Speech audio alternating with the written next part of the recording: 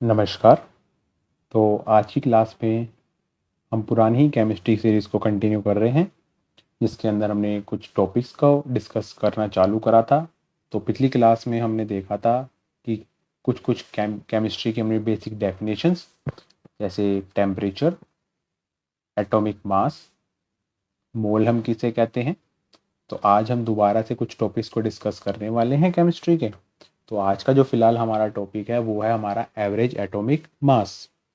तो last class के अंदर हमने एटॉमिक मास देखा था कि एटॉमिक मास क्या होता है, किसे हम कहते हैं।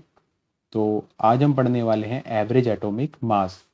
देखो, नेचर के अंदर जो हमारे अलग अलग एटम हैं वो कई आइसोटोप्स की फॉर्म में पाए जाते हैं। जैसा कि हम यहाँ पे देख सकते हैं, हमारे पास एक ऑक्सीजन का आइसोटोप है, यहाँ पर ऑक्सीजन 16। एक हमारे पास ऑक्सीजन का दूसरा आइसोटोप है ऑक्सीजन 17। और वहीं अगर हम बात करें ऑक्सीजन के तीसरे आइसोटोप ऑक्सीजन 18। अब हमने जो पिछले क्लास के अंदर देखा था कि एटॉमिक मास का मतलब क्या होता है, एटम का मास, यानी किसी भी एलिमेंट के एक एटम के मास को हम क्या कहते हैं, उसका एटॉमिक मास, जिसको हमने किस में नापा था, याद कीजिए, जिसको हमने नापा था AMU में, एटॉमिक मास यूनिट में। पर इस AMU को हमने बाद में क्या बोला था, यू को हमने क्या बोला था, यूनिफाइड मास,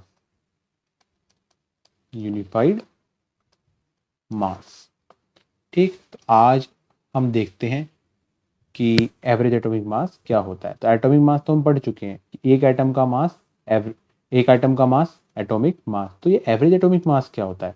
देखो बच्चों, नेचर के अंदर एक ही एलिमेंट कई कई फॉर्म्स में पाया जाता है। जैसा आप देख सकते हैं इस एग्जांपल के अंदर कि हमारे पास ऑक्सीजन के 3 तरीके के आइसोटोप्स हैं, और आइसोटोप्स हम देख सकते हैं।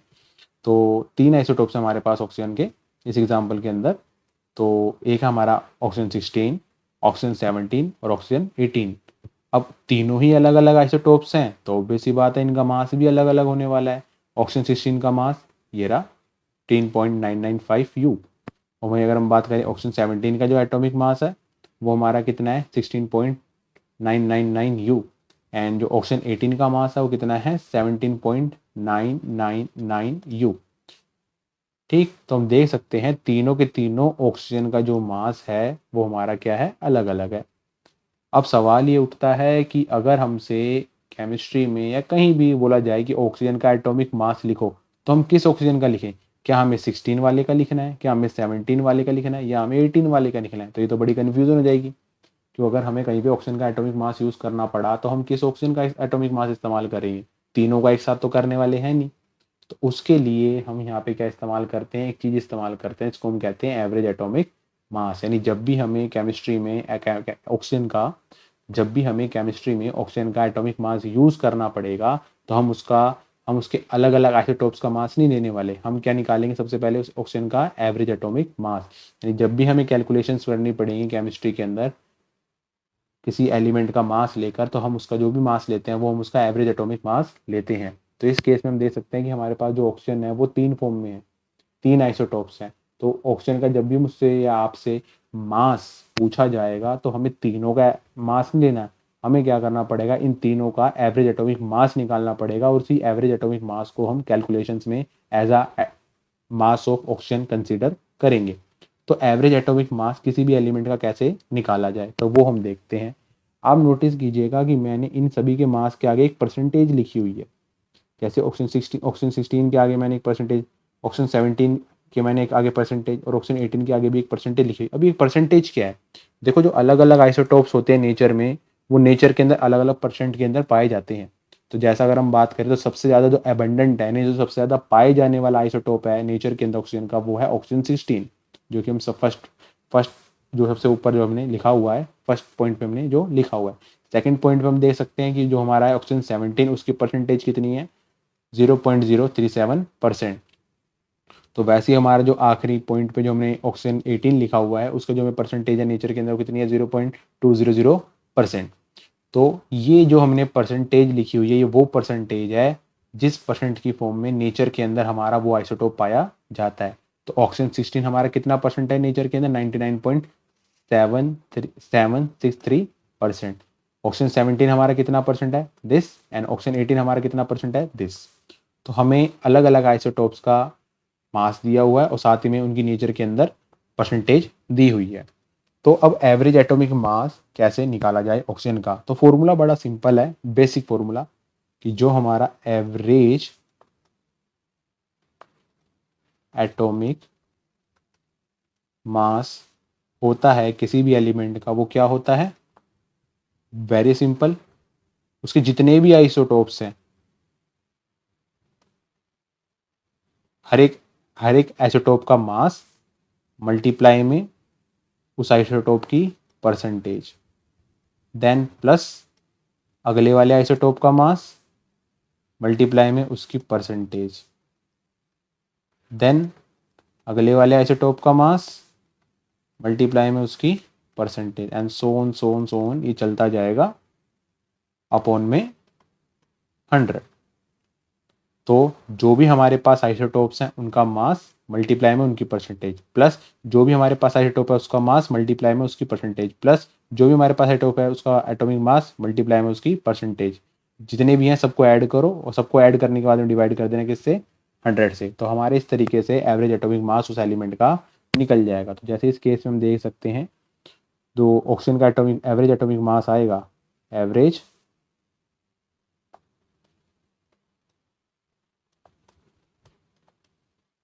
एटॉमिक मास, तो ऑक्सीजन का इस केस में जो ऊपर एग्जांपल दिया उसमें क्या करना है, तो ऑक्सीजन का पहले आइसोटोप का मास जो कि कितना है 15.995 मल्टीप्लाई में उसकी परसेंटेज, तो उसको उसकी परसेंटेज से भी मल्टीप्लाई हमें करना है जैसा फॉर्मूला ने कहा है, तो कर देते हैं। एक मिनट, थोड़ा सही से लिख लेते हैं।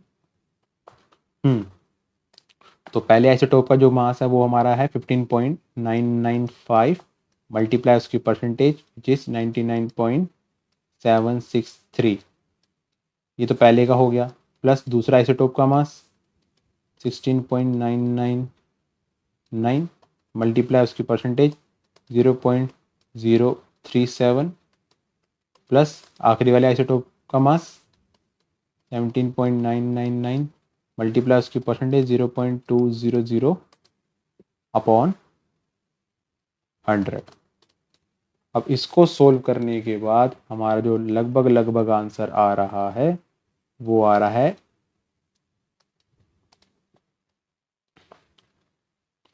आफ्टर सॉल्विंग दिस, तो जो हमारा आंसर आ रहा है वो आ रहा है 15.9999 U, approximately you can take 16 U। तो जो हमारा ये मास आया है, ये आया हमारा average atomic mass of oxygen. तो दोबारा हम बता देते हैं कि एवरेज एटॉमिक मास हम क्यों निकालते हैं, कि नेचर के अंदर हमारा एक ही एलिमेंट कई फॉर्म में पाया जाता है। अब एक कई फॉर्म में पाया जाता है तो उसके ऑब्वियस सी बात है अलग अलग फॉर्म के अलग अलग मास होंगे, जैसा कि हम इस केस में देख सकते हैं कि जो हमारा ऑक्सीजन है, तो उसका एक ऑक्सीजन 16 की फॉर्म में भी है, ऑक्सीजन 17 की फॉर्म में भी है, ऑक्सीजन 18 की फॉर्म में भी है। यानी हमारे पास एक ही ऑक्सीजन है पर उसकी तीन तीन फॉर्म नेचर के अंदर एग्जिस्ट करती हैं। ऑक्सीजन 16 का अलग मास है, ऑक्सीजन 17 का अलग मास है, ऑक्सीजन 18 का अलग मास है। तो अगर मान लीजिए अगर आपसे केमिस्ट्री में कभी के बाद या किसी क्वेश्चन के अंदर ये पूछा जाए कि भैया ऑक्सीजन का आपको एटॉमिक मास लिखना है, तो आप किस ऑक्सीजन का एटॉमिक मास लिखोगे, क्या 16 वाले का लिखोगे, 17 वाले का लिखोगे या 18 वाले का लिखोगे, तो उस केस में तो काफ़ी दिक्कत हो जाएगी। तो उस केस के अंदर अगर हमें ऑक्सीजन का मास इस्तेमाल करना है तो हम अलग अलग का मास नहीं इस्तेमाल कर सकते, तो हमें क्या करना पड़ता है, ऑक्सीजन का एवरेज एटॉमिक मास निकालना पड़ता है। तो एवरेज एटॉमिक मास कैसे निकाला जाता है तो वो भी हम देख चुके हैं, तो पर दोबारा से इसको रिपीट में कर रहा हूँ। तो हमने देखा कि ऑक्सीजन हमारे अलग अलग फॉर्म में है, ऑक्सीजन का अलग अलग एटॉमिक मास है। और ये जो मैंने बगल में ये लिखा हुआ है येलो कलर से, ये मैंने क्या लिखा हुआ है, अलग अलग जो हमारे आइसोटोप्स हैं उनकी अलग अलग नेचर के अंदर परसेंटेज कितनी है, उनकी अबेंडेंस कितनी है। तो ऑक्सीजन 16 जो सबसे ज़्यादा पाया जाता है उसकी जो परसेंटेज है नेचर के अंदर वो कितनी है, 99.763%। ऑक्सीजन 17 की जो परसेंटेज है वो है इतनी, और ऑक्सीजन 18 की जो परसेंटेज है वो है इतनी। तो एवरेज एटॉमिक मास कैसे निकाला जाता है, फॉर्मूले के अकॉर्डिंग, जो भी आइसोटोप है उसका मास मल्टीप्लाई में उसकी परसेंटेज, जो भी हमारा पास आइसोटोप है, जो भी हमारे पास आइसोटोप जिस फॉर्म में हमें आइटम वो दिया हुआ उसका मास मल्टीप्लाई में उसकी परसेंटेज, आइसोटोप का मास मल्टीप्लाई में उसकी परसेंटेज, सभी को ऐड करके अपॉन में 100। तो जैसा हम देख चुके हैं, पहले वाले आइसोटोप का मास मल्टीप्लाई में उसकी परसेंटेज, दूसरे वाले आइसोटोप का मास मल्टीप्लाई में उसकी परसेंटेज, तीसरे वाले आइसोटोप का मास मल्टीप्लाई में उसकी परसेंटेज, और सभी को मल्टीप्लाई करके हमने क्या कर दिया, ऐड और डिवाइड कर दिया किससे, 100 से। तो हमारा लगभग सोल्व होने के बाद कितना आ गया है, 16U। तो इस केस में जो हमारा 16U आया, ये क्या है, average atomic mass of oxygen. तो ऐसा ही एक एग्जांपल और हम ले लेते हैं। तो ये हमारा सेकंड एग्जांपल है जो कि क्लोरीन का एग्जांपल है। तो क्लोरीन का एग्जांपल भी हम देखते हैं ज़रा कैसे है ये। तो इसमें हम देख सकते हैं कि हमारे पास जो क्लोरीन है वो दो आइसोटोप्स की फॉर्म में है। एक हमारे पास जो क्लोरीन का आइसोटोप है वो है क्लोरीन 35 और दूसरा है हमारे पास क्लोरीन 37। तो क्लोरीन का जो अलग अलग आइसोटोप्स हैं इनके भी हमारे पास मास क्या अलग अलग दिए हुए हैं। क्लोरीन 35 का जो हमारा का जो एटॉमिक मास है वो है इतना, क्लोरीन 37 का जो हमारा एटॉमिक मास है वो है इतना। और ये हमने क्या लिखी हुई है बगल में, इनकी परसेंटेज, यानी जो नेचर में कितनी परसेंटेज अंदर ये पाए जाते हैं। तो जो हमारा क्लोरीन 35 है उसकी परसेंटेज है 75.77%, एंड जो हमारा क्लोरीन 37 है उसकी जो परसेंटेज है वह 24.23%। तो नेचर के अंदर इनकी अबंडेंस कितनी है, ये कितना प्रतिशत पाए जाते हैं, वो हमारी हमने लिखा हुआ है परसेंटेज। और हमसे वही फिर सवाल हमारे सामने आता है कि अगर हमसे कल के दिन किसी एग्जाम में हमसे पूछा जाए कि what is the atomic mass of chlorine, तो मैं किसका बताऊंगा, या आपसे पूछा जाए तो आप किसका बताओगे, कि क्लोरीन 35 का बताओगे, क्लोरीन 37 का बताओगे। तो ऑब्वियसली बात है, दो का तो बताना नहीं है, तो न्यूमेरिकल में भी इस्तेमाल करोगे तो एक का इस्तेमाल करोगे। तो उस केस में हमें इनका क्या निकालना पड़ेगा, एवरेज एटॉमिक मास। ये दो दो मास तो हमें इस्तेमाल नहीं कर सकता। तो अगर हमें या मुझे एटॉमिक मास को इस्तेमाल करना होगा तो क्लोरीन के, तो मुझे क्लोरीन का सबसे पहले एवरेज एटॉमिक मास निकालना होगा। जैसा हम पहले देख चुके हैं, एवरेज एटॉमिक मास कैसे निकलता है, जो भी आइसोटोप है उसका मास मल्टीप्लाई में उसकी परसेंटेज, प्लस जो भी उसका मास है, मास मल्टीप्लाई में उसकी परसेंटेज। तो हम क्लोरीन का भी अब इसी तरीके से एवरेज एटॉमिक मास निकाल लेते हैं। तो पहले आइसोटोप का मास 34.97 मल्टीप्लाई में उसकी परसेंटेज 75.77, प्लस दूसरे आइसोटोप का मास 36.97 मल्टीप्लाई में उसकी परसेंटेज 24.23। अब दो ही आइसोटोप हैं तो ये खत्म, अपॉन में 100। तो इसको सोल्व करने के बाद जो हमारा आंसर आता है वो आता है लगभग लगभग इतना। तो ये जो हमारा आया 35.45U, ये हमारा एवरेज एटॉमिक मास है किसका, क्लोरीन का। तो हम एवरेज एटॉमिक मास निकाल चुके हैं क्लोरीन का। तो आई होप आपको ये टॉपिक समझ आया होगा। अगर कोई डाउट है तो आप कमेंट सेक्शन में हमें बता सकते हैं। तो नेक्स्ट टॉपिक पे हम चलते हैं। जैसा कि हम इससे पहले वाले टॉपिक्स में पढ़ चुके हैं, तो पिछली वीडियो में हमने देखा था कि एक हमने टॉपिक पढ़ा था जिसको हम कहते हैं मोल कंसेप्ट। तो मोल कंसेप्ट था क्या, तो उसको थोड़ा सा जल्दी से क्विकली देख लेते हैं, फिर हम आगे चलते हैं मोल कंसेप्ट से। तो मोल कंसेप्ट, जो पिछली वाली वीडियो थी उसमें हमने टॉपिक पढ़ा था जिसका नाम था मोल कॉन्सेप्ट। ये मोल कंसेप्ट क्या था भाई, तो हमने वहाँ पे एक वर्ड सीखा था जिसका नाम है मोल। तो मोल को ना थोड़ा दोबारा से देखते हैं, क्या है मोल, किसे कहते हैं हम मोल। हालांकि हम जान चुके हैं पर फिर भी थोड़ा दूसरे तरीके से। मान लो मार्केट में जब भी हम जाते हैं से केले लेने, तो केले हम ज़्यादातर किस में लेकर आते हैं, डजन्स में। केले ज़्यादातर जब भी हम लेकर आते हैं तो किस में लेकर आते हैं, डजन्स में लेकर आते हैं। अब डजन कितना होता है,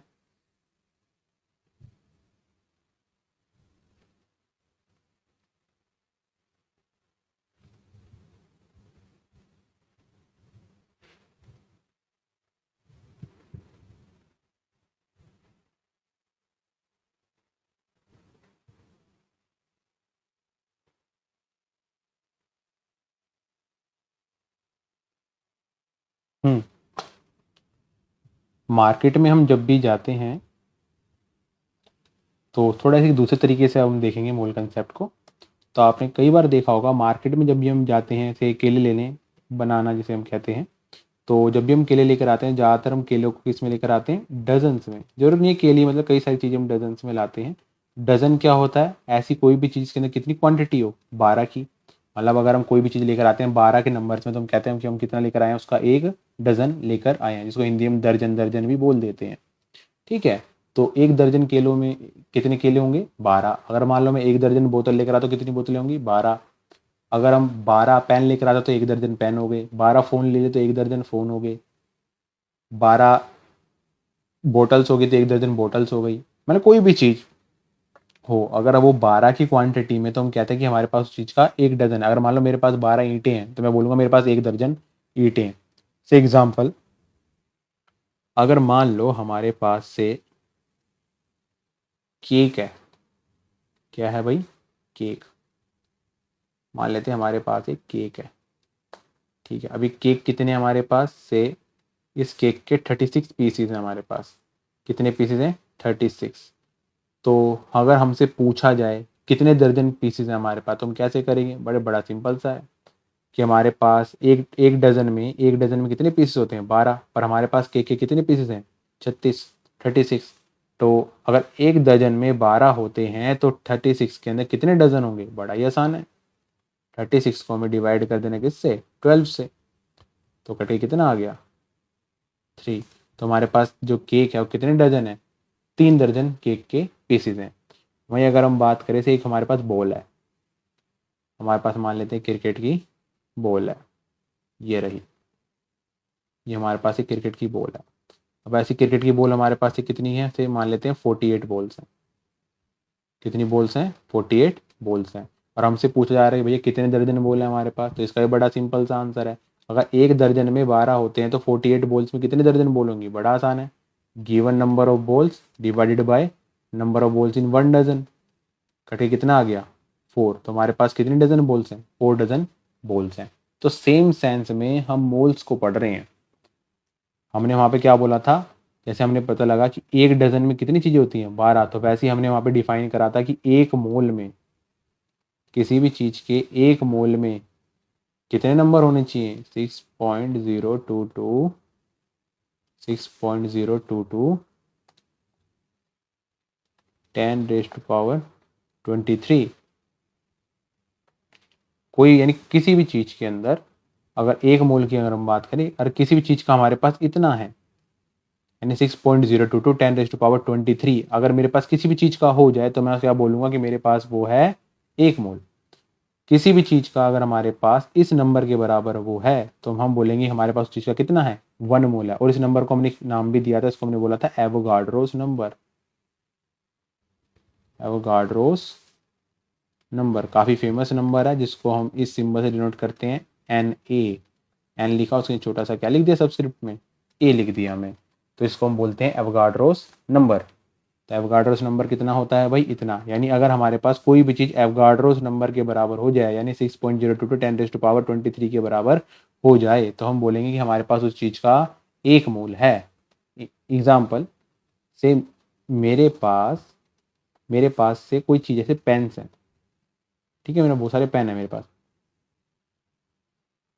हमारे पास काफ़ी सारे पेन है।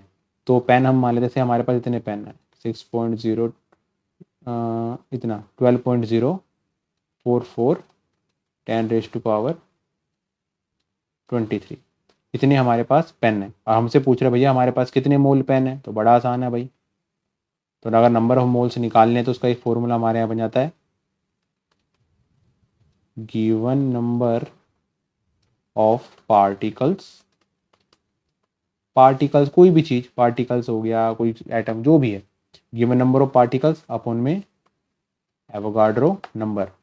तो कितने पेन है हमारे पास? तो जो हमारे पास पेन है वो कितने हैं? 12.044 10⁻23 फोन में एवोगाड्रो नंबर विच इज 6.022 10⁻23। तो इसको ये डिवाइड कर देगा, तो हम देख सकते हैं हमारे पास कितने मोल पेन है? 2 मोल पेन है। तो हमारा बेसिक फॉर्मूला जो है पार्टिकल्स के बेस पर मोल निकालने का, वो ये इतना है। ठीक है, तो एक एग्जांपल और ले लेते हैं। मान लो हमारे पास से किसी चीज़ के एटम है। मान लो हमारे पास एक एलिमेंट एक्स है। उस एलिमेंट एक्स के हमारे पास जो नंबर ऑफ एटम्स हैं वो कितने हैं? 3.011। 10 की पावर 25, 6.011 10 रेज़ टू पावर 25। तो इतने हमारे पास उसके एटम्स हैं एक्स एलिमेंट के, और हमसे पूछा जा रहा है कि भैया कि जो एक्स एलिमेंट हमारे पास है उस एक्स एलिमेंट के हमारे पास कितने मोल्स हैं। तो बड़ा सिंपल सा है, अगर एक्स एलिमेंट के इतने सारे एटम हमारे पास हैं तो हमसे पूछा जा रहा है कि एक्स एलिमेंट के कितने मोल हमारे पास हैं। तो फॉर्मूला क्या कहता है, दोबारा से लिख लेते हैं। Given number of particles upon Avogadro number. तो गिवन नंबर ऑफ पार्टिकल कितने एटम्स हमें दे रखे हैं, 3.011 10 रेज़ टू पावर 25, और एवोगाड्रो नंबर कितना होता है भाई, 6.022 10 रेज़ टू पावर 23। तो अब डिवाइड कर लेते हैं, ये हमारे 1 पे, ये 2 पे, ये हमारा कितना आ गया, इसको सही से लिख लेते हैं। तो ये हमारा आ गया 0.5 10 raise to power 2, which is हमारा कितना आ जाएगा इसको सोल्व करने के बाद, 50। यानी इतने अगर मेरे पास x के एटम हैं तो मेरे पास एक तरीके से उसके कितने कितने मोल्स हैं, 50 मोल्स हैं। तो मेरे पास x के कितने मोल्स हो गए, 50 मोल्स हो गए हैं। तो ये बिल्कुल सिंपल सा एक फॉर्मूला था, given number of particles upon में एवोगाड्रो नंबर। फिर हमने लास्ट वीडियो के अंदर एक बात करी थी जिसका नाम था मोलर मास।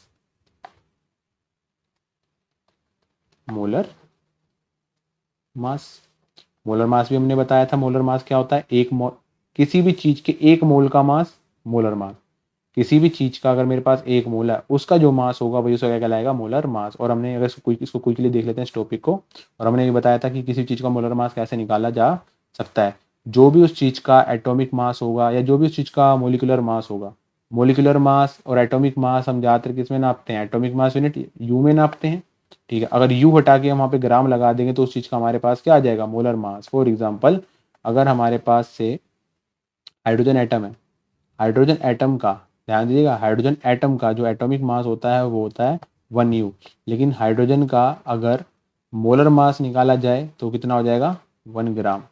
अगर हमारे पास हाइड्रोजन का मोलिक्यूल है H2, तो उसका जो मोलिकुलर मास होता है वो कितना होता है, 2U।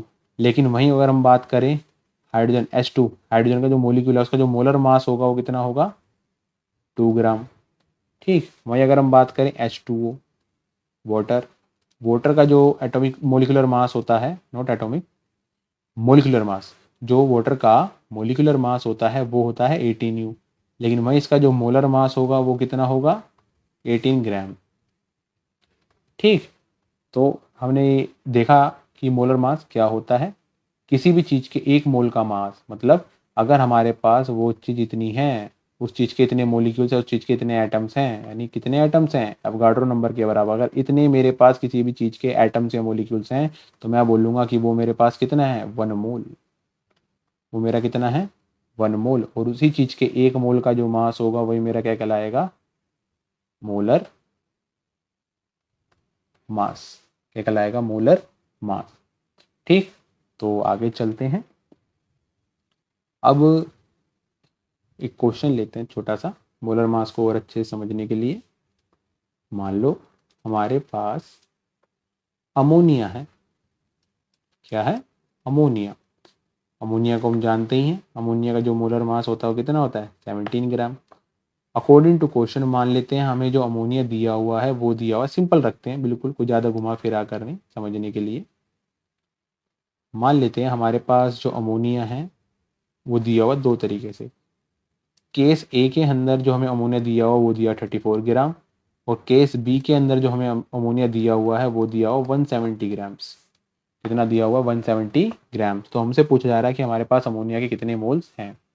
अब यहाँ पे हम देख ही सकते हैं कि अमोनिया का जो मोलर मास है वो है 17 ग्राम। 17 ग्राम मोलर मास होने का मतलब है अमोनिया के एक मोल का जो मास है वो है 17 ग्राम्स। ठीक, तो अब हमसे पूछा जा रहा है कि 34 ग्राम्स में अमोनिया के कितने मोल्स हैं। तो इसको करने का सिंपल तरीका है, नंबर ऑफ मोल्स निकालने का दूसरा फॉर्मूला जो है हमारे पास वो क्या है, given mass by molar mass. तो गिवन मास अगर हम केस ए की बात करें तो गिवन मास हमारा कितना है 34 ग्राम्स, मोलर मास हमारा है 17। तो सोल्व करने के बाद हमारे पास आए 2 मोल्स। यानी फर्स्ट केस में, केस ए में जो अगर 70 थर्ड, तो फर्स्ट केस ए में 34 ग्राम अगर अमोनिया हमारे पास है तो हम उसको कह सकते हैं कि हमारे पास कितने मोल अमोनिया है, 2 मोल अमोनिया है। वहीं अगर हम बात करें केस बी की, तो केस बी में हमारे पास 170 ग्राम अमोनिया है। तो अगर इसके नंबर ऑफ मोल्स निकालेंगे तो कैसे निकलेगा, given mass which is 170 upon में मोलर मास 17, तो कट के कितना आ गया 10।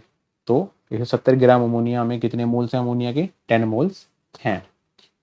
तो ये था हमारा एक छोटा तरीका मोल निकालने का। ऐसे ही हमने वाटर का भी एग्जांपल ले सकते हैं जैसे कि हमने पहले भी लिया था। से हमारे पास 19 ग्राम H2O है, 19 ग्राम H2O है। तो हम जानते हैं H2O का जो खुद का मोलर मास होता है वो कितना होता है 18 ग्राम। 18 ग्राम का मतलब 1 मोल H2O, 1 मोल H2 यानी 1 मोल H2O जो है वो हमारा कितना 18 ग्राम। हमने दोबारा रिपीट कर देता हूँ, मोलर मास मतलब मोल का मास। तो 1 मोल किसी भी चीज़ का 1 मोल का जो मास होगा वही उसका क्या कहलाएगा, मोलर मास, मोलर मास। तो मोलर अगर हम कह रहे हैं कि जो हमारा H2O है उसका मोलर मास 18 ग्राम है, तो इसका मतलब है 1 मोल जो H2O है उसका जो वजन है, मास है, वो कितना है 18 ग्राम है। ठीक, तो अगर 1 मोल H2O का मास 18 ग्राम है, यानी 1 मोल H2O का मास 18 ग्राम है, इसका मतलब ये H2O का मैंने यहाँ पे क्या लिखा हुआ है, मोलर मास लिखा हुआ है। तो मोलर मास मतलब किसी भी चीज़ के 1 मोल का मास, मोलर मास। अब हमसे बोला जा रहा है कि अगर हमारे पास 19 ग्राम, नॉट 19, 90 ग्राम, 90 ग्राम, अगर हमारे पास 90 ग्राम H2O है तो उस 90 ग्राम H2O के अंदर हमारे पास कितने मोल हैं वाटर के। तो बड़ा ही सिंपल है, वही given mass by molar mass. तो गिवन मास कितना है बच्चों 90, मोलर मास कितना है वाटर का 18, तो डिवाइड करने पे हमारे पास आता है 5। यानी 90 ग्राम पानी के अंदर हमारे पास कितने मोल हैं वाटर के 5। तो इस तरीके से हम मोल्स को निकाल सकते हैं। कैलकुलेशन करने की हो सकता है आपके पास दूसरे तरीके भी हों, पर ये बेसिक तरीका है बिल्कुल जिससे आप इजीली निकाल सकते हैं किसी भी कंपाउंड के मोल्स। तो अब आगे देखते हैं, कुछ क्वेश्चंस और ले लेते हैं।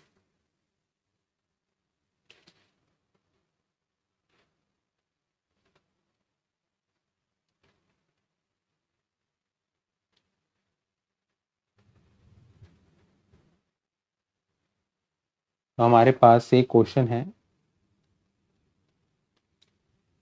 हमारे पास फर्स्ट क्वेश्चन। तो हमारे पास 52 मोल्स, हमारे पास 52 मोल्स हैं हीलियम के,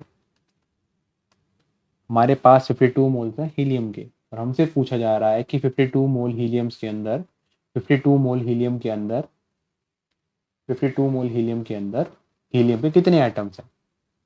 अब ध्यान सुनो, हमसे क्या पूछा जा रहा है, हमसे बोला जा रहा है कि हमारे पास 52 मोल्स हीलियम के हैं और हम हीलियम के अंदर टोटल नंबर ऑफ पार्टिकल्स अब कितने हैं। 52 मोल्स हीलियम के अंदर हीलियम के टोटल नंबर ऑफ एटम्स कितने हैं। तो बड़ा ही आसान है, तो मोल्स का फॉर्मूला हम जानते ही हैं, given number of particles upon में एवोगाड्रो नंबर। अब हमसे क्या पूछा जा रहा है, गिवन नंबर ऑफ पार्टिकल्स कितने हैं, तो बड़ा इजीली निकाला जा सकता है। तो given number of particles n, तो कैसे निकलेगा, number of moles multiply Avogadro number. तो नंबर ऑफ मोल्स कितने हैं according to question 52, Avogadro number हम सभी जानते हैं,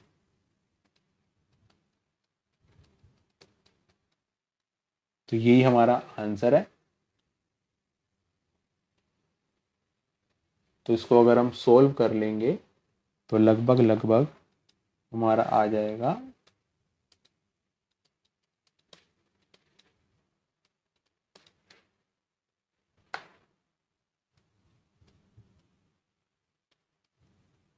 तो 52 मोल्स ऑफ हीलियम में इतने सारे एटम्स हैं हमारे पास हीलियम के।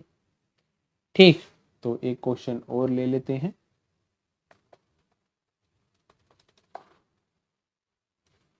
52U ऑफ हीलियम, तो इसे थोड़ा ध्यान से देखें ज़रा। इस क्वेश्चन में हमें बोला गया है कि हमारे पास 52U हीलियम है। 52U है, ये ग्राम नहीं है, ध्यान से देखें ज़रा। तो 52U हीलियम हमारे पास है, तो हमसे पूछा रहा है कि हमारे पास हीलियम के कितने एटम हैं। तो ये भी बड़ा इजी क्वेश्चन है, तो इसको भी निकाल लेते हैं। हम एक चीज़ जानते हैं, वन एटम ऑफ हीलियम, उसका जो एटॉमिक मास होता है वो कितना होता है, 4U। अगर एक एटम का मास 4U है तो 52, अगर एक एटम का मास 4U है तो 52U के अंदर हीलियम के कितने एटम आएंगे। तो बड़ा सिंपल सा है, चाहे तो आप इसको डायरेक्ट 4 से डिवाइड करके निकाल लें, अगर आपको थोड़ा सा दिक्कत आता तो आप ऐसे भी कर सकते हैं। एक चीज़ देखो ज़रा, एक इससे थोड़ा ढंग से लिख लेते हैं। हाँ, तो हमने क्या बोला कि 4U मतलब one atom of helium, 4U मतलब वन एटम ऑफ हीलियम, यानी एक एटम जो है हीलियम का, उसमें जो हीलियम का मास है कितना है, 4U है। तो 1U में हीलियम का कितना एटम आएगा, इस 4 को हम वहाँ लेके डिवाइड करने के लिए, 1/4 एटम ऑफ हीलियम। अगर 4U में एक एटम हीलियम का आता है तो एक यू में कितने एटम आएंगे हीलियम के, 1/4 पार्ट ऑफ हीलियम एटम। ठीक, अगर 4U में एक एटम आता है हीलियम का तो एक यू में हीलियम का कितना पार्ट आएगा, हीलियम के कितने एटम आएंगे, 1/4 एटम्स ऑफ हीलियम। दोबारा रिपीट कर देते हैं, 4U मास के अंदर एक एटम आता है हीलियम का, तो 1U मास के अंदर हीलियम के कितने एटम आएंगे, 1/4। पर हमसे तो पूछा गया है कि 52U के अंदर कितने हीलियम है, तो बड़ा इजीली हम एक काम कर सकते हैं, दोनों ही साइड हम डिवाइड मल्टीप्लाई करते हैं, किससे, 52 से। दोनों साइड हमने मल्टीप्लाई कर दिया 52 से।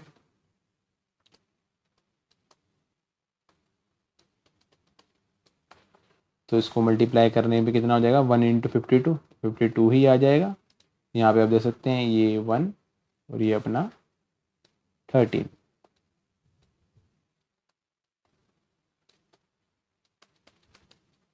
ये हमारा क्या आ गया, 13, यानी 52U हीलियम के अंदर हमारे पास 13 एटम्स हैं हीलियम के।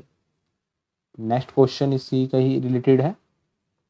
नेक्स्ट क्वेश्चन जो है, थर्ड क्वेश्चन, इसका थर्ड पार्ट, उसमें हमें दिया हुआ है 52 ग्राम्स। ध्यान दीजिएगा जरा, नेक्स्ट क्वेश्चन में हमें दिया हुआ है 52 ग्राम, 52 ग्राम ऑफ हीलियम। यानी अगले क्वेश्चन में हमसे बोल रहा है कि हमारे पास 52 ग्राम हीलियम है, तो उस 52 ग्राम हीलियम के अंदर हमारे हीलियम के कितने एटम्स हैं। पहली बात, ये यू नहीं दिया हुआ है हमें, हमें ग्राम में दे रखी है। तो ग्राम में दे रखी तो हम मोलर मास का इस्तेमाल कर सकते हैं मोल निकालने के लिए। देखो बच्चों, जब भी ग्राम में मास आएगा तो आप मोलर मास का यूज़ करें मोल निकालने के लिए। जब भी ग्राम में मास दिया जाएगा, गिवन मास ग्राम में होगा, तो आप मोलर मास का इस्तेमाल करें मोल्स को निकालने के लिए, और फिर उन्हीं नंबर ऑफ मोल्स से हम क्या निकाल सकते हैं, नंबर ऑफ पार्टिकल्स या एटम्स वगैरह निकाल सकते हैं। तो सबसे पहले नंबर ऑफ मोल्स निकालते हैं, फिर पता लगाते हैं हीलियम के कितने एटम्स हैं। तो हम पढ़कर ही आए हैं अभी कि मोल्स कैसे निकलते हैं, गिवन मास बाय जो भी हमारे पास चीज़ है उसका मोलर मास। तो जो हमारा गिवन मास है, गिवन मास हमें दिया हुआ है 52, मोलर मास हम जानते हैं हीलियम में कितना होता है, 4 ग्राम। तो अगर हम इसको काटेंगे तो हमारे पास नंबर ऑफ मोल्स कितने आए, 13। तो हमारे पास नंबर ऑफ मोल्स कितने आए, 13। ठीक, तो ये तो हमारे पास नंबर ऑफ मोल्स आए हैं, पर हमें क्वेश्चन ये पूछा हुआ है कि नंबर ऑफ एटम्स कितने हैं हीलियम के। तो हीलियम का जो दूसरा फॉर्मूला अगर हम लगाएं एटम्स निकालने के लिए, तो नंबर ऑफ मोल्स तो ये भी होते हैं, गिवन नंबर ऑफ गिवन, एक मिनट, सिंपल लेते हैं, ऊपर लिख ही रखा है फॉर्मूला। तो जो हमारा बेसिक फॉर्मूला वो है given number of particles n upon में Avogadro number Na। Given number of particles upon में एवोगाड्रो नंबर। तो गिवन नंबर ऑफ पार्टिकल्स पूछ रहा हमसे, तो नंबर ऑफ जो गिवन नंबर ऑफ पार्टिकल्स मतलब नंबर ऑफ एटम, पार्टिकल्स में सब कुछ आ जाता है। ध्यान सुनिएगा बच्चों, पार्टिकल्स के अंदर सब कुछ आ जाता है, चाहे वो एटम हो, मोलिक्यूल हो, आयन हो, कुछ भी हो, पार्टिकल्स के अंदर सब कुछ आ गए। ठीक, तो हम गिवन नंबर ऑफ पार्टिकल, जब भी मैं बोलता हूँ गिवन नंबर ऑफ पार्टिकल, तो एटम है तो एटम भी कह सकते हो, अगर आपके मोलिक्यूल्स हैं तो आप मोलिक्यूल्स भी समझ सकते हो। तो हम जो गिवन फॉर्मूला लगाएंगे मोल्स निकालने का, वो हमारा यहाँ पर क्या है, given number of particles n upon में एवोगाड्रो नंबर। तो गिवन नंबर ऑफ पार्टिकल्स कितने हो जाएंगे, नंबर ऑफ मोल्स मल्टीप्लाई में एवोगाड्रो नंबर।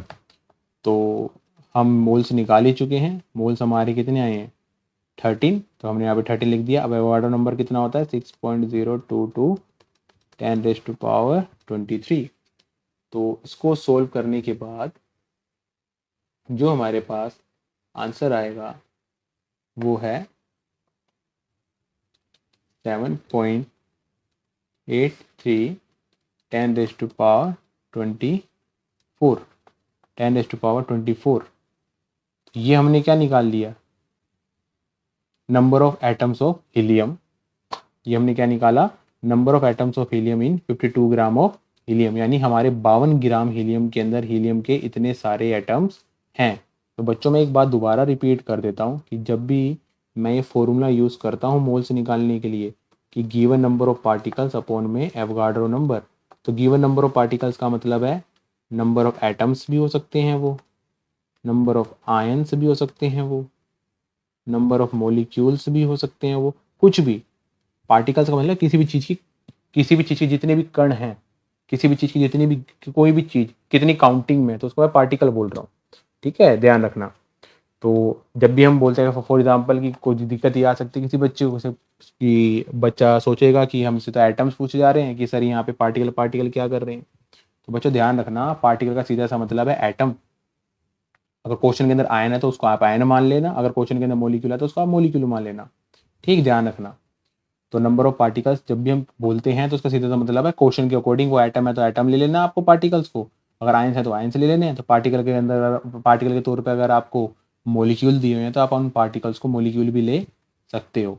तो ध्यान रखिएगा, इस एन के अंदर आप एन एटम्स के लिए भी इस्तेमाल कर सकते हो, आयंस के लिए भी इस्तेमाल कर सकते हो, मोलिक्यूल के लिए भी इस्तेमाल ये कर सकते हो।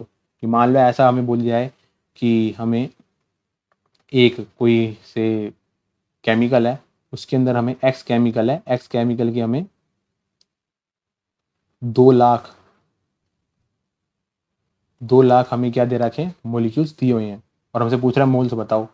अगर हमें 2 लाख मोलिक्यूल्स दिए हुए हैं एक्स एक्स कंपाउंड के, हमें 2 लाख मोलिक्यूल दिए हुए हैं एक्स कंपाउंड के, तो हमें नंबर ऑफ मोल्स बताओ। तो बड़ा सिंपल सा है, वही formula, given number of particles upon में एवोगाड्रो नंबर। कितने पार्टिकल्स हैं 2 लाख, कितने पार्टिकल्स हैं 2 लाख अपॉन में एवोगाड्रो नंबर। तो ये हमने क्या निकाल दिए, मोल्स निकाल दिए किसके, एक्स के।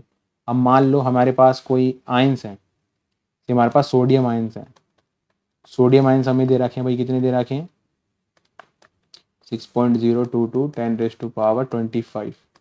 इतने सारे हमारे पास सोडियम के आयंस हैं। अब सोडियम के आयंस हैं और हमसे पूछा है सोडियम के जितने भी आयंस हैं कितने मोल्स हैं हमारे पास, तो मोल कैसे निकालेंगे, वही same formula, number of particles upon में एवोगाड्रो नंबर। तो आयन वाले कितने पार्टिकल्स हैं हमारे पास, इतने, तो लिख दो उनकी वैल्यू यहाँ पर फॉर्मूले के अंदर, मोल्स निकालने के लिए 6.022 10⁻25। उसको हम डिवाइड कर देंगे किससे, एवोगाड्रो नंबर से। तो ये एवोगाड्रो नंबर आ गया, ये इससे कट गया, और ये ऊपर जाके माइनस हो जाएगा पावर में से, तो नीचे वाली पावर माइनस होगी ऊपर वाले में, तो कितना आ गया 10⁻2 विच इज 100। यानी हमारे पास सोडियम के कितने आयंस हैं, कितने मोल्स हैं आयंस के, 100 मोल्स हैं। ठीक है, तो पार्टिकल का मतलब ये नहीं कुछ अलग चीज़ है, वो तो क्वेश्चन के अकॉर्डिंग है। अगर एटम है तो पार्टिकल को हम एटम मान लेंगे, अगर आयन है तो पार्टिकल को आयन मान लेंगे, अगर मोलिक्यूल है तो पार्टिकल को हम मोलिक्यूल मान लेंगे। तो इसमें कुछ कंफ्यूज होने वाली बात नहीं है। तो बच्चों आगे चलते हैं और कुछ क्वेश्चंस को देखते हैं कि हमारे पास, अभी उम्मीद करता हूँ आपको ये क्वेश्चन समझ आए होंगे।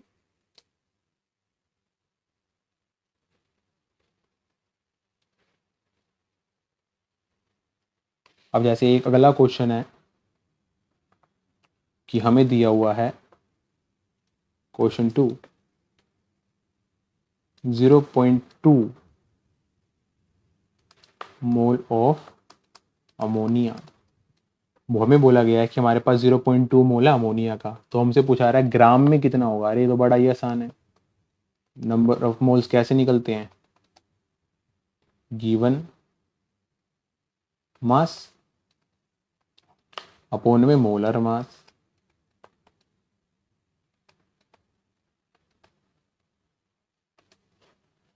बच्चों ध्यान रखना, गिवन मास को ज़्यादातर हम स्मॉल एम से दिखाते हैं और मोलर मास को हम किसी भी एलिमेंट के कैपिटल एम से दिखाते हैं। So given mass M small M कितना हो जाएगा, नंबर ऑफ मोल्स मल्टीप्लाई में मोलर मास। अब हमसे जो पूछा जा रहा है क्वेश्चन में वो अमोनिया का मास पूछा जा रहा है, अब कि हमारे पास अमोनिया का गिवन मास कितना है, तो बड़ा इजीली निकल जाएगा। तो नंबर ऑफ मोल्स कितने अमोनिया के क्वेश्चन के अकॉर्डिंग 0.2, और मोलर मास तो हम जानते ही अमोनिया का कितना होता है, इतना। तो इसको सोल्व करने के बाद जो हमारा आंसर आया वो कितना आया, 3.4 ग्राम। तो यानी हमारे पास 0.2 मोल अमोनिया के अंदर कितने ग्राम अमोनिया है, 3.4 ग्राम अमोनिया है। तो आगे चलते हैं एक और क्वेश्चन। अब अगले क्वेश्चन में हमें बोल रहा है कि हमारे पास 3 मोल कार्बन डाइऑक्साइड के हैं, हमारे पास 3 मोल कार्बन डाइऑक्साइड के हैं। हमसे पूछा रहा है 3 मोल कार्बन डाइऑक्साइड के अंदर कितने ग्राम कार्बन डाइऑक्साइड। अरे इसका भी बड़ा ही आसान, गिवन मास क्या हो जाएगा, नंबर ऑफ मोल्स मल्टीप्लाई में मोलर मास। ये ऊपर वाले फॉर्मूले से हमने ले लिया, ये जो हमने यहाँ पे लिखा हुआ ये रहा बॉक्स के अंदर, यही फॉर्मूला हमारा नीचे भी लग जाएगा। तो नंबर ऑफ मोल्स कितने हैं, 3, मोलर मास कितना होता है कार्बन डाइऑक्साइड का, 44। तो हमारे पास जो इसका मास आ गया है वो कितना आ गया, 132 ग्राम। यानी 3 मोल कार्बन डाइऑक्साइड के अंदर 132 ग्राम क्या होती है, कार्बन डाइऑक्साइड होती है। हाँ बच्चों ये एक चीज और, यहाँ पे कई बार क्वेश्चन के अंदर ना मोल को ऐसे लिख रखा होता है, मिली मोल, मिली मोल। ये मिली मोल क्या होता है तो इसको देख लेते हैं। मान लो कहीं पे लिखा हुआ है 5 मिली मोल, 3 मिली मोल, 4 मिली मोल, तो बच्चों ध्यान रखना जब भी मिली मोल करके क्वेश्चन आएगा तो आप उसको पहले नॉर्मल मोल में कन्वर्ट करेंगे, देन आप उसको इस्तेमाल करेंगे न्यूमेरिकल्स के अंदर। डायरेक्ट मिली मोल को क्वेश्चंस के अंदर इस्तेमाल नहीं करा। तो आपको जो भी जब भी क्वेश्चन मिली मोल में लिखा होगा, यहाँ पे जो एम लिखा हुआ है किस क्या लिखा हुआ है, मिली, और आगे जो लिखा हुआ है लिखा हुआ है मोल, मिली मोल। जब भी क्वेश्चन मिली मोल में आएगा तो आप उसको पहले नॉर्मल मोल के अंदर कन्वर्ट करेंगे। तो अब हम देख लेते हैं एक मिली मोल में कितने मोल होते हैं।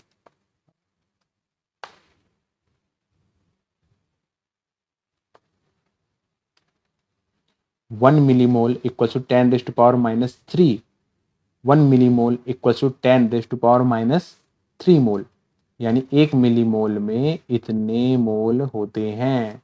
तो अगर मान लो कहीं पे लिखा हुआ है 5 मिलीमोल या 7 मिलीमोल या 5 मिलीमोल या 3 मिलीमोल, तो इन सबको पहले आपको कन्वर्ट करना पड़ेगा किसके अंदर, मोल्स के अंदर। 7 मिलीमोल का मतलब 7 इंटू दिस, यानी 7 मिलीमोल का मतलब इतने मोल, 5 मिलीमोल का मतलब दिस, 3 मिलीमोल का मतलब दिस। जब भी क्वेश्चन आएगा तो आपको मिलीमोल को कन्वर्ट करना पड़ेगा किसके अंदर, मोल्स के अंदर। पहले मोल्स में कन्वर्ट करके देन आपको इस्तेमाल करना है किसके अंदर, क्वेश्चंस के अंदर। तो बच्चों अब आगे चलते हैं नेक्स्ट कंसेप्ट की तरफ। क्वेश्चन तो हमने देख ही लिए हैं, ठीक। तो आगे चलते हैं बच्चों। एक हमारा यहाँ पे टॉपिक आता है जिसे हम कहते हैं मोलर वॉल्यूम।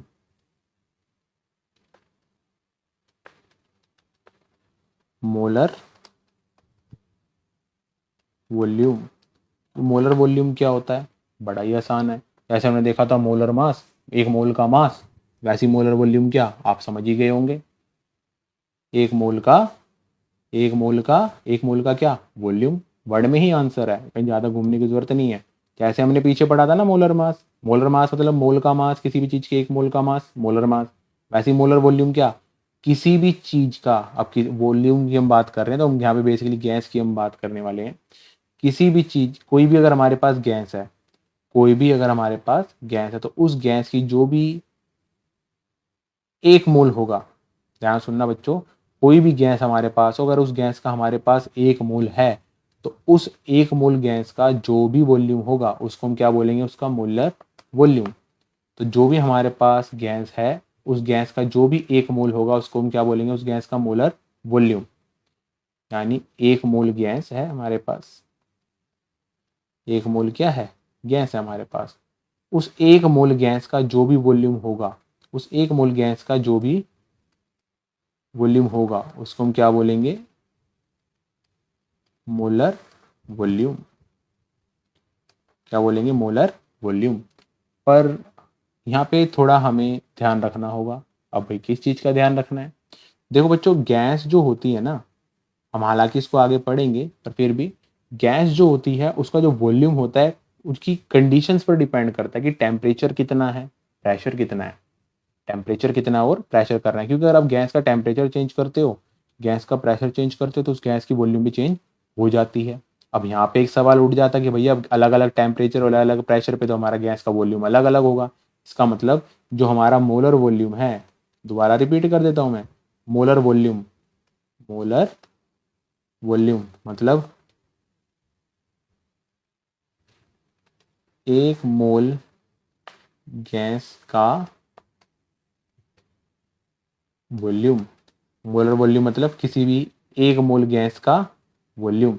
तो मैंने अभी क्या बताया, जो गैस की जो वॉल्यूम होती है वो टेम्परेचर, साथ साथ में उस गैस के ऊपर लगने वाले एक्सटर्नल प्रेशर पे डिपेंड करती है। अब इसका मतलब अगर हमारा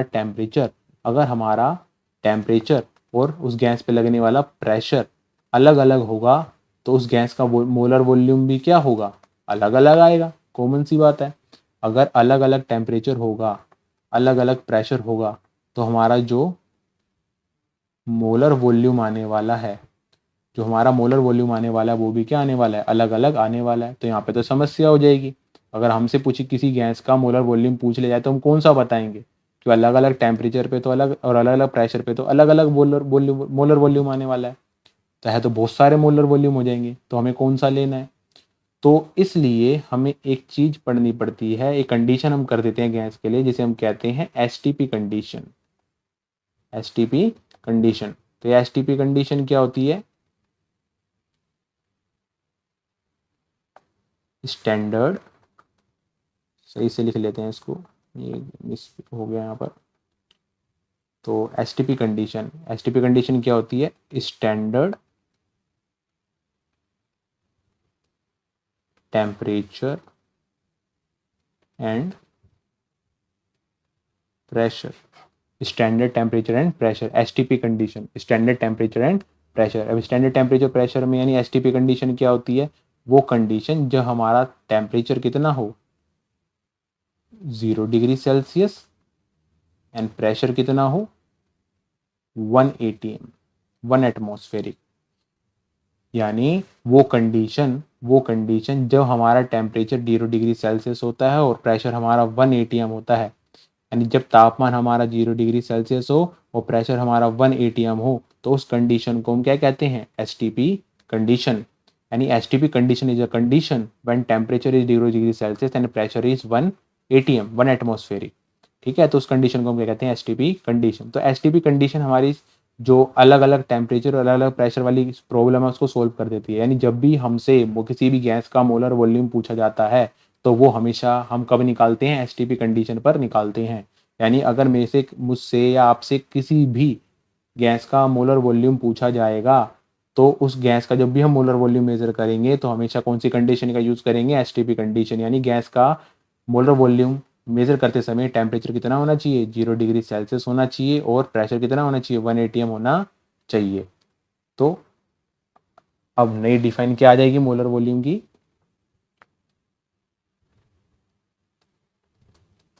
volume of 1 mole of any gas at STP is called its molar volume. यानी किसी भी गैस का एक मोल का जो भी वॉल्यूम होता है, किसी भी गैस के एक मोल का जो भी वॉल्यूम होता है एसटीपी पर, इस पर एसटीपी पर, वो उस गैस का क्या कहलाता है? मोलर वॉल्यूम कहलाता है। यानी किसी भी गैस के एक मोल का, हिंदी में भी लिख देते हैं, इंग्लिश में लिखते हैं, चलो हिंदी में नहीं इंग्लिश में लिखेंगे। किसी भी गैस के एक मोल का एसटीपी पर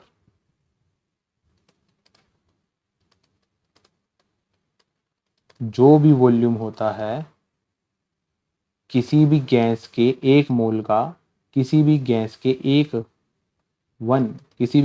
एक मोल का एसटीपी पर जो भी वॉल्यूम होता है, वो उस गैस का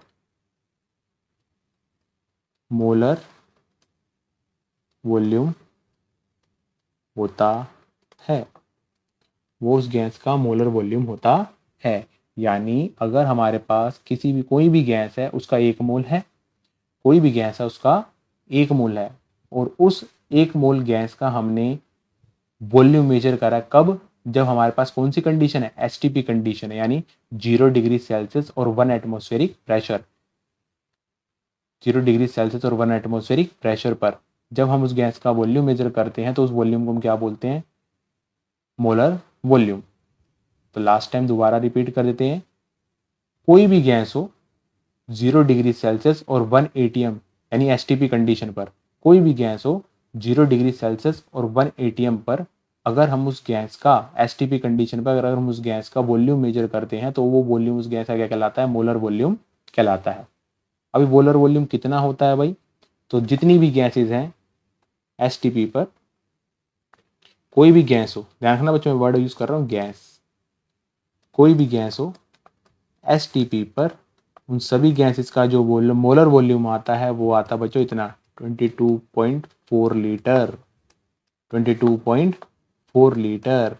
यानी जितनी भी हमारे पास गैसेस हैं एसटीपी कंडीशन पर, जो उनका मोलर वॉल्यूम आता है वो कितना आता है? 22.4 लीटर वॉल्यूम आता है। इसका मतलब 1 मोल ऑफ एनी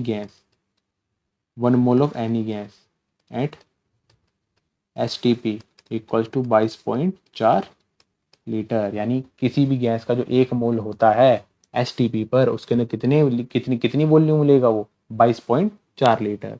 यानी अगर हमारे पास कोई भी गैस है एक मोल, ध्यान सुनना, अगर हमारे पास कोई भी गैस है एक मोल एसटीपी पर, तो उसका जो मोलर वॉल्यूम होगा वो कितना होगा? 22.4 लीटर। वो मैटर नहीं करता गैस कौन सी है आपकी, चाहे से वो ऑक्सीजन हो, नाइट्रोजन हो, क्लोरीन हो, कोई भी गैस हो, अगर हमारे पास जो भी वो गैस है, कोई सी भी वो गैस है, अगर उन सभी गैस का मेरे पास कितना है? एक मोल है एसटीपी पर, तो उन सभी गैसों का, जैसे ऑक्सीजन और नाइट्रोजन, क्लोरीन हो, उन सभी का जो वॉल्यूम होने वाला है वो कितना होने वाला है? 22.4 लीटर। तो एक मोल के इसी एक मोल के वॉल्यूम को हमने क्या बोला? Molar volume. क्या बोला हमने? Molar volume. तो एसटीपी कंडीशन पर जो एक मोल होता है किसी भी गैस का, वो 22.4 लीटर वॉल्यूम ऑक्यूपाई करता है। तो इससे हम एक क्वेश्चन कह सकते हैं, बना लेते हैं छोटा सा एग्जाम्पल। मान लो मेरे पास कोई गैस है एक्स, उसका बोला गया है हमें एसटीपी कंडीशन पर, जो हमारे पास एक्स गैस है वो एसटीपी कंडीशन पे हमें दी हुई है, कितने लीटर दी हुई है? से हम मान लेते हैं 44.8 लीटर। 44.8 लीटर। तो हमारे पास एक्स नाम की गैस है एसटीपी कंडीशन पर, उसका हमें 44.8 लीटर दिया हुआ है। तो 44.8 लीटर में उस गैस के कितने मोल्स आएंगे? अरे ये तो बड़ा आसान है, देखो 22.4 4 लीटर में हमारे पास कितने मोल्स आते हैं एसटीपी कंडीशन पर? 1 मोल। यानी 22.4 लीटर का मतलब क्या है? 1 मोल। कब? ये ध्यान रखना बार बार बच्चों, मैं दोबारा बता रहा हूँ आपको, एसटीपी कंडीशन पर। तो एसटीपी कंडीशन पर हम जानते हैं कि 22.4 लीटर गैस का मतलब कि हमारे पास गैस का कितना है? 1 मोल है। जैसे कि हम ऊपर पढ़कर ही आए हैं कि एसटीपी कंडीशन पर जो 1 मोल होता है वो कितना लेता है? 22.4 लीटर लेता है। तो हमने बिल्कुल सही लिखा हुआ है कि एसटीपी कंडीशन पर अगर हमारे पास 22.4 लीटर है किसी भी गैस का, तो इसका मतलब हमारे पास वो गैस कितनी है? 1 मोल है। अगर 22.4 लीटर के अंदर 1 मोल आते हैं तो 1 लीटर में कितने मोल आएंगे? तो इसको हम ऐसे लिख सकते हैं, 22.4 लीटर को मैं ऐसे लिख सकता हूँ, 22.4 इंटू 1 लीटर। इसको तो ऐसे भी लिखा जा सकता है। तो अब इस 22.4 को मैं दूसरी साइड ले गया डिवाइड करने के लिए, तो 1 लीटर में बच्चों कितने मोल आ जाएंगे? 1/22.4 मोल। तो 1 लीटर में कितने मोल आ गए? 1/22.4 मोल। यानी 1 लीटर में इतने मोल होंगे। कब? एसटीपी कंडीशन पर हमसे तो पूछा गया है कि भैया इतने लीटर के अंदर कितने मोल हैं एक्स गैस के। तो बड़ा ईजी है, इस वाली इक्वेशन को मल्टीप्लाई कर देते दोनों साइड 44.8 से। मल्टीप्लाई करने के बाद तो हमें कुछ ऐसा नजर आएगा,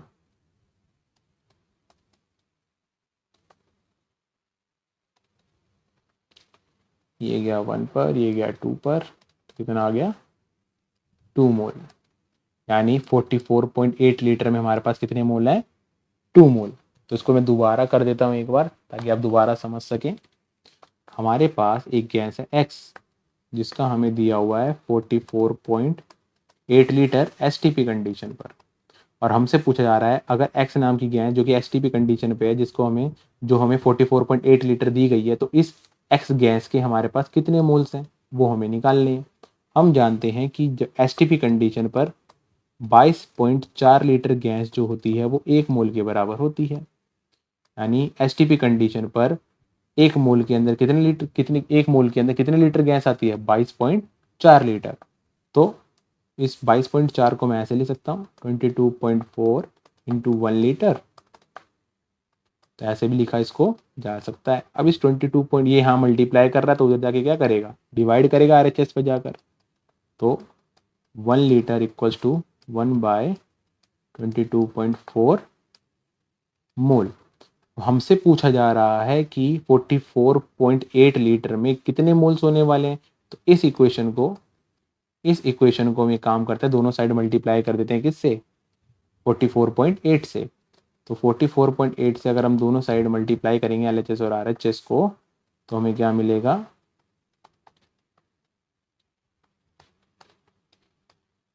ये हमें मिलेगा। अब इसको सोल्व कर लेते हैं, जो हमारा सोल्व हो जाएगा। तो इससे नीचे, इससे हमारा कट गया और कितने पे गया? 2 पर। तो ये आ गया हमारा 2 मोल। यानी 44.8 लीटर गैस अगर हमारे पास एक्स वाली जो है एसटीपी पर है, 44.8 लीटर गैस अगर हमारे पास एक्स की है एसटीपी पर, तो उस 44.8 लीटर के अंदर हमारे पास कितने मोल आ रहे हैं उस गैस के? 2 मोल। तो ये हमने क्या सीखा बच्चों कि अगर हमारे पास गिवन वॉल्यूम है एसटीपी पर किसी भी गैस का, तो हम उसके नंबर ऑफ मोल्स निकाल सकते हैं। और इसमें हमने देखा कि मोलर वॉल्यूम किसे कहते हैं। आई होप आपको ये टॉपिक समझ में आया होगा। तो क्विक रिवीजन हम ले लेते हैं। क्या होता है मोलर वॉल्यूम? तो किसी भी गैस के 1 मोल, किसी भी गैस के 1 मोल का जो भी वॉल्यूम होता है, कब? एसटीपी कंडीशन पर। किस कंडीशन पर? एसटीपी कंडीशन पर। उसी को हम क्या बोलते हैं? उसका मोलर वॉल्यूम। क्या बोलते हैं उसका? Molar volume. तो आई होप आपको ये टॉपिक समझ में आया होगा। तो इसकी क्वेश्चंस की आप प्रैक्टिस करें ताकि आपका ये टॉपिक और अच्छे से हो जाए।